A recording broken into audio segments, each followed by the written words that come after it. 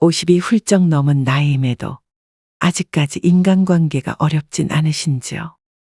어릴 때는 막연히 인생의 경험이 늘어날수록 인간관계에 대한 스트레스가 줄고 사람에게 상처받는 일이 덜할 것 같다고 생각했었습니다. 그러나 살다 보니 그것은 환상에 지나지 않다는 것을 깨달았지요. 아직까지도 나를 괴롭게 하는 것들 중 큰 부분은 사람들과의 관계 때문입니다. 혹시나 내가 이상해서 그런 건가? 라는 생각이 드신다면 그러지 않으셔도 괜찮습니다. 이런 인간관계 문제는 우리 혼자만의 문제가 아니라는 것을 주변에서 쉽게 찾아볼 수 있습니다. 서점에 가면 인간관계 관리법이라던가 처세술과 같은 책들이 빼곡히 쌓여 있는 것들을 볼 수 있죠.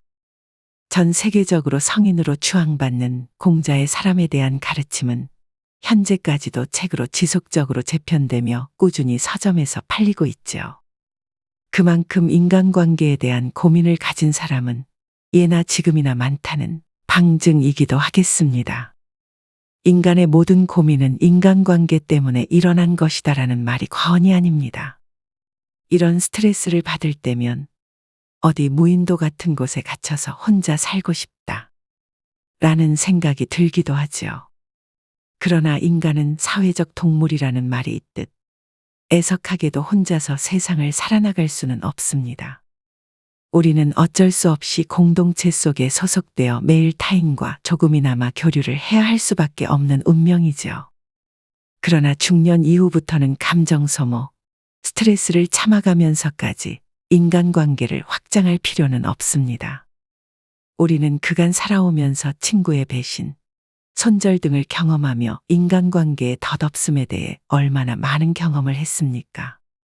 그리고 모임 및 회사 생활에서의 질투, 악의적인 소문, 괴롭힘 등을 경험하며 인간이 얼마나 어리석고 무지한 존재인지 깨달았습니까? 그렇다고 해서 아예 사람을 안 만나거나 집에 홀로 틀어박혀 있으라는 말은 절대 아닙니다. 자신에게 있어 꼭 필요한 감정을 공유할 수 있는 가족과 친구 몇몇을 제외하고는 인간관계를 굳이 유지할 필요는 없다는 것입니다. 그렇기 때문에 우리는 최소한의 인간관계를 유지하면서도 혼자서 행복하게 잘 지내는 법을 배워야 합니다. 특히 은퇴 시기가 다가오는 60쯤에는 더욱이 그러하겠죠. 은퇴 후 시간이 많이 남게 되면 우리는 자연적으로 고독과 외로움에 마주하게 됩니다. 매일 하루의 절반 이상을 회사에서 치열하게 일하고 살다가 은퇴 후엔 넘쳐나는 시간에 어쩔 줄 몰라 당황하게 되겠죠. 어쩌면 이 시기에는 미우나 고우나 매일 마주하던 직장 동료들과 상사마저 그리울지도 모르겠습니다. 그러나 함께하는 삶에서 오는 행복도 크지만 혼자이기 때문에 느낄 수 있는 행복 역시 그에 못지않게 크다는 것을 깨닫고 우리는 지금부터 이 행복을 찾는 연습을 해야 합니다. 가끔 살다 보면 혼자 있는 것을 두려워하지 않는 사람들을 만날 때가 있습니다. 게다가 그들은 혼자 있는 시간을 아주 멋진 방법으로 즐기기까지 하죠. 먼저 혼자서도 잘 지내는 사람들의 가장 큰 특징은 자신의 행복을 찾기 위해 타인에게 의존하지 않는다는 것입니다. 그들은 다른 사람과 어울려도 그들에게 휘둘리진 않지요. 그리고 그들을 기쁘게 하려 애쓰지도 않습니다. 인간관계의 대부분의 스트레스는 아마 다른 사람의 생각에, 말에, 행동에 휘둘려서 오는 것이었을 테지요. 다른 사람의 마음에 들기 위해 행동하다 보면 자신을 잃게 되지요. 예를 들어 내가 예뻐서 산 옷을 누군가 이상하다고 말하면 그때부턴 내 옷차림이 신경 쓰이기 시작합니다. 정말 이상한가? 다른 사람들이 비웃는 거 아니야? 라는 생각에 다음부터는 그 옷을 입을 때마다 입어야 하나 말아야 하나 고민하게 되지요. 철학자 쇼펜하우어는 다른 사람의 머리는 진정한 행복이 자리 잡기에는 너무 초라한 곳이다 라고 말했습니다. 중요한 것은 다른 사람에게 어떻게 보이느냐가 아니라 우리가 우리 자신에 대해 무엇을 알고 있느냐 하는 것입니다. 우리는 나의 취향과 나의 개성을 존중하기만 하면 충분합니다. 적어도 그것들이 윤리적으로 법적으로 문제가 되지 않는다면 말이죠. 쇼펜하우어는 다른 사람들이 나를 경멸하는가? 경멸하라고 해라. 나는 경멸을 받을 행동이나 말을 하지 않도록 조심할 뿐이다. 라는 말을 남겼습니다. 우리는 타인의 생각과 시선에 너무 많은 시간을 할애하며 살아갑니다. 사실 그러지 않아도 됨에도 말이죠. 그 사람의 말에 휘둘린다는 것 자체는 어쩌면 자기 자신에 대한 확신이 없어서일지도 모릅니다. 타인의 생각과 그들과의 관계에는 적절한 경계가 필요합니다. 타인의 의견을 존중하면서도 자신의 가치를 지키는 능력이야말로 지금 우리에게 가장 필요한 능력이겠죠. 혼자서도 잘 지내는 사람들을 자세히 살펴보면 이런 건강한 자존감을 가진 사람들인 경우가 많습니다. 무엇을 존중하고 존경할 것인가에 대한 판단을 다른 사람의 생각에 의해 내리지 않고 본인 스스로의 질문을 통해 답을 찾는 사람들이죠. 그들은 다른 사람들의 말에 휘둘리지 않고 인간관계를 성급하게 결정짓지 않습니다.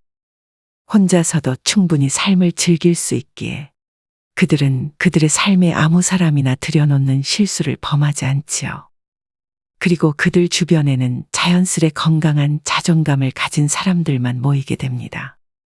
결국 좋은 인간관계는 혼자서도 행복하게 지낼 수 있을 때 맺을 수 있는 것이지요. 고독을 얼마나 잘 극복하는지에 따라 노년이 결정된다고 해도 과언이 아닙니다. 그렇기 때문에 우리는 미리 연습하고 배워야 하겠죠. 그렇다면 혼자서도 행복하게 잘 지낼 수 있는 방법은 어떤 것이 있을까요? 지금부터 건강한 자존감을 가지고 혼자서도 행복하게 잘 지낼 수 있는 방법에 대해 소개해 드리도록 하겠습니다.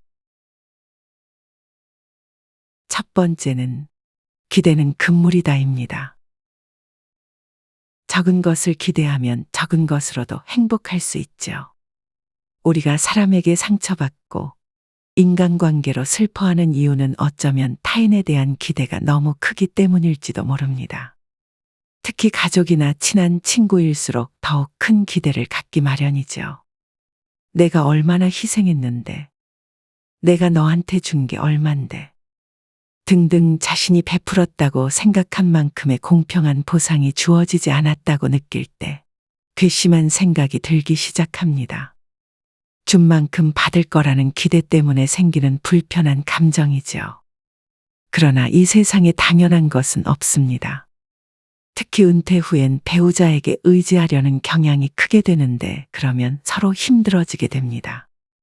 상대가 자신을 챙겨주길 바라게 되는 순간 기대는 곧 실망으로 바뀌고 실망은 곧 싸움으로 번지게 됩니다. 나이가 들어 서로에게 짐이 되지 않기 위해서 우리는 혼자서도 건강하고 즐겁게 잘 지낼 수 있어야 합니다. 그리고 살다 보면 생각지도 못한 행운에 흥분하기도 하고 반면 예상치 못한 불운에 슬퍼한 경우도 있었겠죠. 인간 세상에서 일어나는 모든 일이 새옹지마이니 눈앞에 벌어지는 결과만을 가지고 너무 연연하면 안 됩니다. 이런 일은 인간이라면 누구나 겪는 당연한 일이니 말이죠. 우리는 지금부터라도 일어나는 모든 일들에 대해 덤덤하게 받아들이는 연습을 해야 합니다. 잘 된다고 너무 기세등등하지도 잘 되지 않는다고 너무 실망하지도 않는 연습 말이죠. 기대가 크면 실망도 큰 법이니 특별히 기대하지 않는 연습도 해야 합니다. 이런 연습은 그 누구를 위한 것도 아닌 바로 본인 자신의 마음의 평화를 위한 것임을 기억해야 할 것입니다. 본인이 누군가에게 무엇인가를 베풀었을 때 그 기쁜 마음만 기억하세요.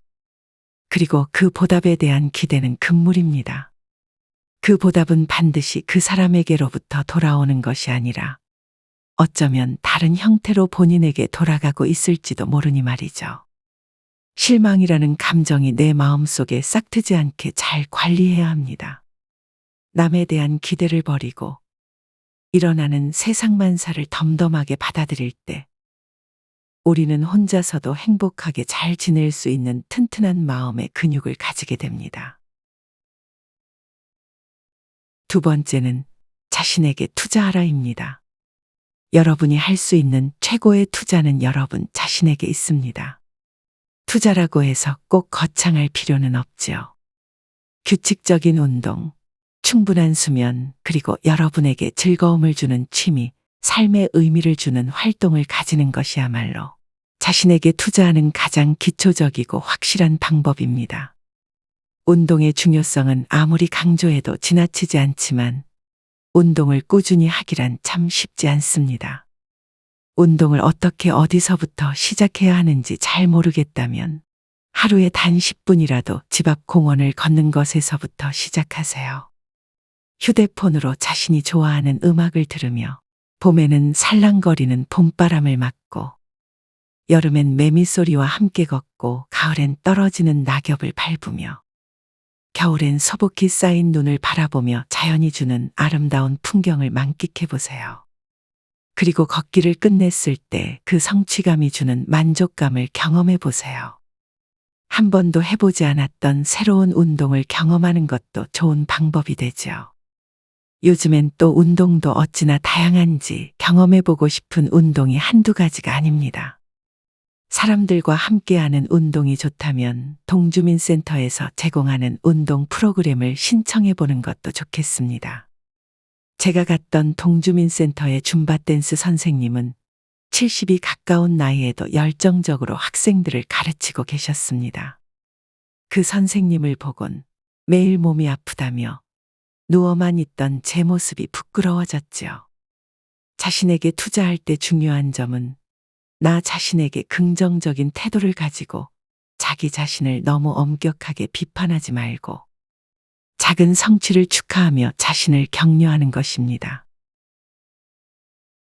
배움에는 나이가 없다 라는 말이 있습니다. 요즘엔 평생학습 시대라고 해도 과언이 아닐 만큼 나이 든 사람들을 위한 교육 시스템이 잘 되어 있습니다. 또 굳이 학교나 학원을 다니지 않더라도 요즘엔 유튜브에 좋은 강연들과 강의들을 쉽게 볼 수 있죠. 인터넷 문명이 우리에게 주는 새로운 기회라고 봐도 과언이 아닙니다.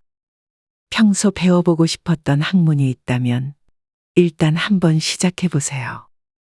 생각보다 재밌을 수도 또 생각 외로 재미없을 수도 있겠죠.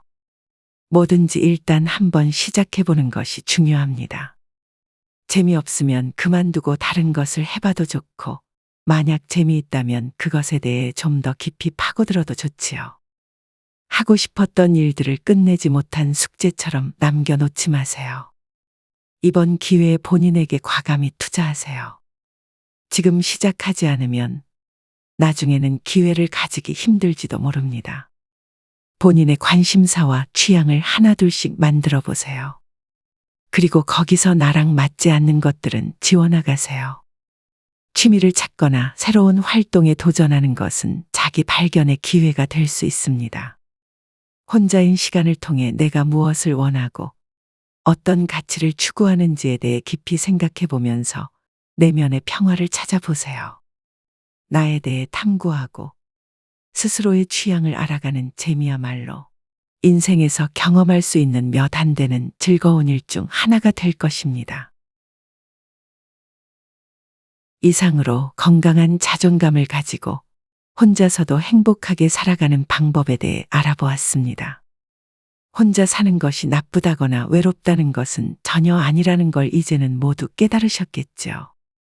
타인에 대한 기대를 버리고 자신에게 투자하며 건강하게 살아갈 때 비로소 우리는 혼자서도 즐겁고 행복하게 잘 살아갈 수 있을 것입니다. 영상을 끝까지 시청해 주셔서 감사합니다. 이번 영상이 마음에 드셨다면 좋아요와 구독, 알림 설정 부탁드리겠습니다. 감사합니다.